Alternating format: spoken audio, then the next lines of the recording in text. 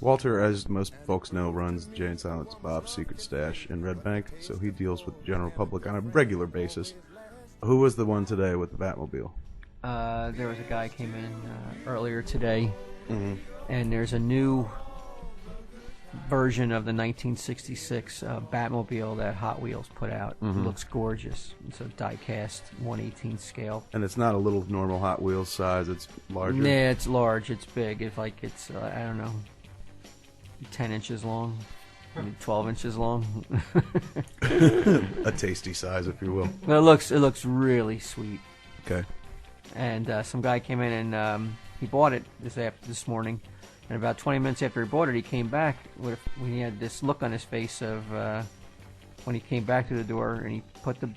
And the box is marked. It says... Yeah, the box... The front of the box says... 1966 TV series Batmobile. Okay. Big yellow letters on a blue box. Comes in, puts the toy on the table, and puts the Batmobile on the counter and goes... got a problem, and I was like, oh, what's wrong? And he goes, and he flips the, he points to the, he doesn't say a word, he just points to the lettering that says 1966 Batmobile, then flips it over and points to the legal mumbo jumbo that's in the back of all packages that says copyrights or whatever, right, DC right. Comics, Hot Wheels, and it says 2007 copyright.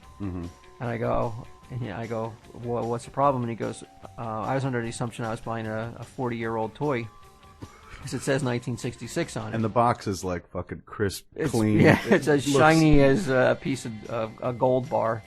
And he wasn't happy that he felt that I took advantage of him, or not take advantage of him, but I'm not real clear on the fact that this is a new toy. It's not. And it wasn't even you.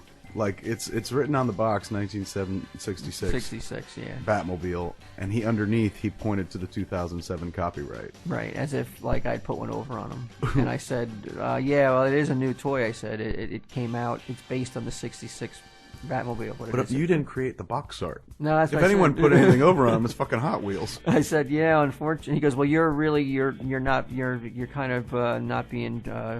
up front with the customers, so you're pushing a product that is misleading. So it's your job to be like, before you buy that, sir, I just want to point out that it is not 34 years old.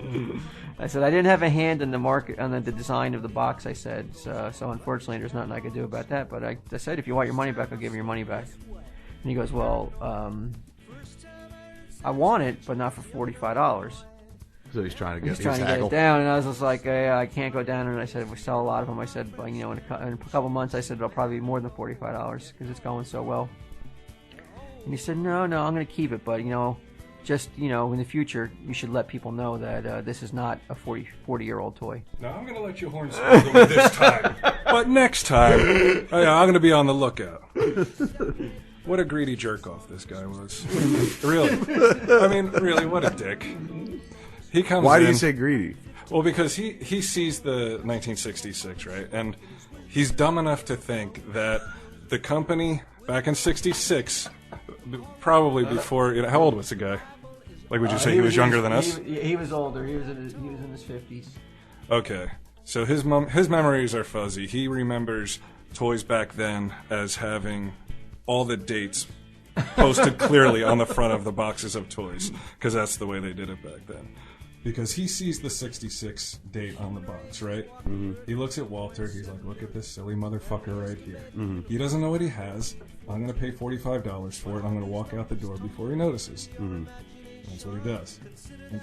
So he's walking out. Your feeling is he walks out satisfied, like, I just took that fucking idiot. Not only satisfied, triumphant. Did you get that impression at all that he was just like, I just beat the fucking system?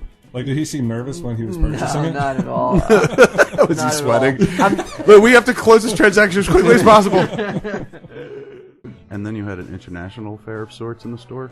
Yeah, we had this couple come in. I can't remember what country they were from.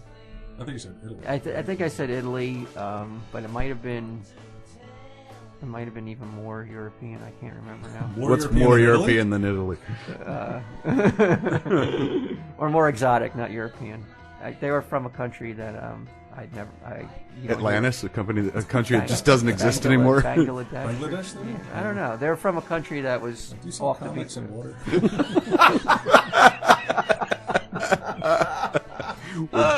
We're bored and thirsty. Really thirsty.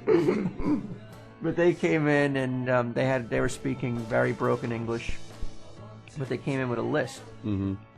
And the lady was in her maybe late 60s, husband, same. And they had a list of stuff they wanted, so I just... What kind of stuff were they looking for? They were looking for T-shirts, View Askew T-shirts, a couple other View Askew related items. And as I'm walking around showing her, getting her stuff, she made the comment, she's like, can we do a, what was the word she used for, like... a little discount. A little discount, she goes. She's like, would you like to fuck me and my husband? And give us these comics. And so I said, sure. I go, if you buy a lot of stuff, I go, I got no problem. I'll give you...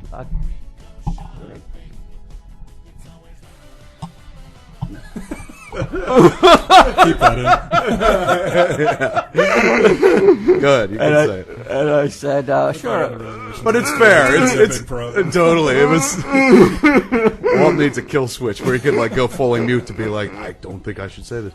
The idea was you weren't sure whether or not you should say if somebody asks for a discount, you're amenable to it. If they buy a lot of stuff. But that's the thing. That's the difference. You have to buy. You can't come up like, I'm going to spend a lot of money and then come up with $30 worth of stuff. That doesn't fly. Well, anyway, I said that I was, I would meet her halfway if she bought a lot of stuff. Right. I was being very nice to her. It seemed like a nice. This sounds like a lot of swing code where it's like, I'll meet you halfway. Can we get a discount? Would you like to show us the merchandise? Walter's ready to shatter his marital vows.